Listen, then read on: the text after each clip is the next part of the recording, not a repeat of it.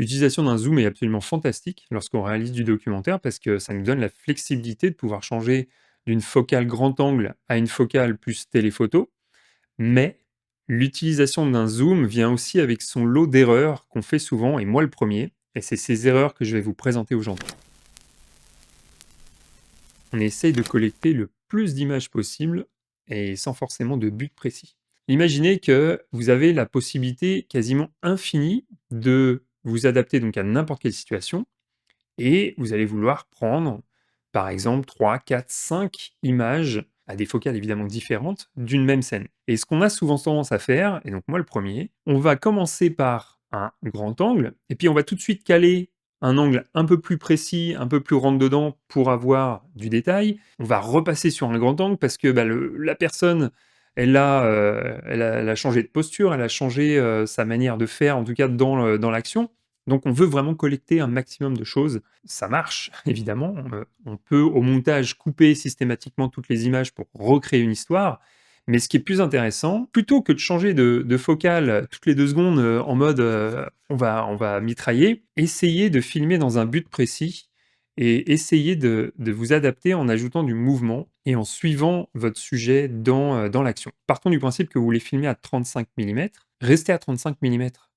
Oubliez un instant que vous avez un zoom, essayez de capturer l'action à 35 millimètres, quitte à vous rapprocher, mais ne changez pas de focale. Le fait de se mettre une contrainte va vous permettre de vous concentrer plus sur ce qui se passe devant vous, plutôt que de vouloir à tout prix changer de focale pour avoir un maximum d'images. En accompagnant votre sujet dans l'action, ça rend le truc beaucoup plus immersif. L'action que vous allez vouloir filmer doit être filmée dans un but précis avec le choix d'une focale précise. Sur certaines lentilles, comme la 24-70 de chez Sony par exemple, vous avez un petit switch qui vous permet de rendre un peu plus difficile le changement de focale. Donc c'est très pratique si vous voulez pas par exemple passer sans faire exprès parce que vous êtes dans le mouvement de 35 à 50 millimètres. Ça va ajouter encore un peu plus évidemment de contraintes parce que vous allez galérer pour changer de focale.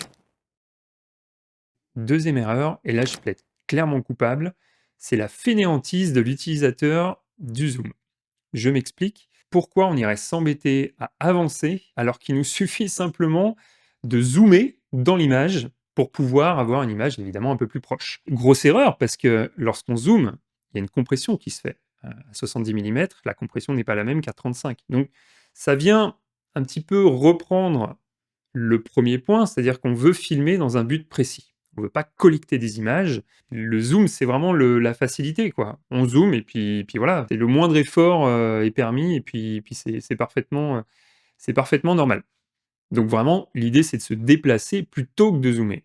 Si votre scène doit être filmée à 35 millimètres, eh ben, avancez dans la scène, avancez dans votre sujet, quitte à vous rapprocher, quitte à ce que votre sujet, il ait parfois la lentille qui soit vraiment dans la figure, quoi. Je trouve qu'il est plus intéressant d'avoir une image qui bouge un petit peu en s'approchant du sujet, plutôt que d'avoir une image statique et juste un zoom sans réel but précis dans la captation de l'image. C'est une erreur, oui et non, parce qu'il y a des objectifs qui viennent de sortir, le Sigma qui ouvre à 1.8 en plein format qui est absolument hallucinant. Partons du principe que tout le monde n'a pas cette lentille. On est vite limité quand on filme en basse lumière. Moi, j'adore filmer en lumière bleue, mais le problème, c'est qu'en lumière bleue, surtout en plus quand on a un filtre devant, je suis à 2.8, je suis au taquet sur mon filtre ND. Parfois même en enlevant mon filtre ND, ça ne suffit pas, j'ai pas assez de lumière, je suis à 12 800 ISO, bref, je suis clairement limité. Alors qu'avec un objectif à focale fixe, on peut descendre parfois jusqu'à 1.4 et là évidemment c'est bien plus intéressant et on ne sera pas sous-exposé, notre image sera de meilleure qualité, etc., etc.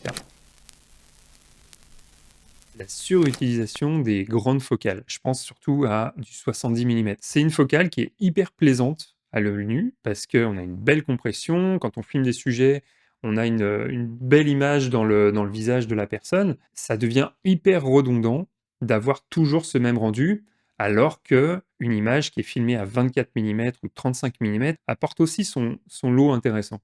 Varier les focales, c'est intéressant et ça doit être fait. Alors que vraiment se concentrer juste pour avoir du flou d'arrière-plan à 70 millimètres, c'est un peu dommage. Et je suis le premier à l'avoir fait et à le faire parfois encore parce que c'est flatteur.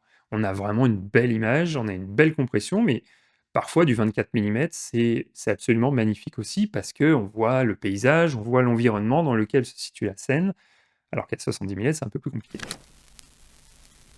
Plus vous zoomez fort avec votre lentille, donc je reprends l'exemple de 70 mm, et plus la stabilisation est compliquée.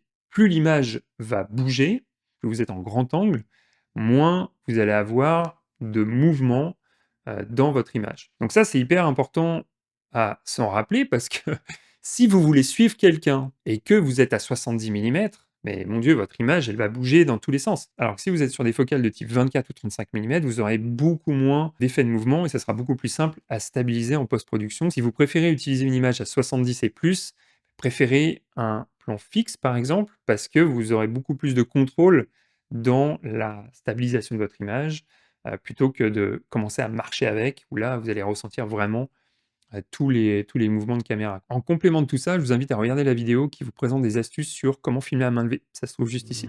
Allez, je vous dis à la prochaine. Salut.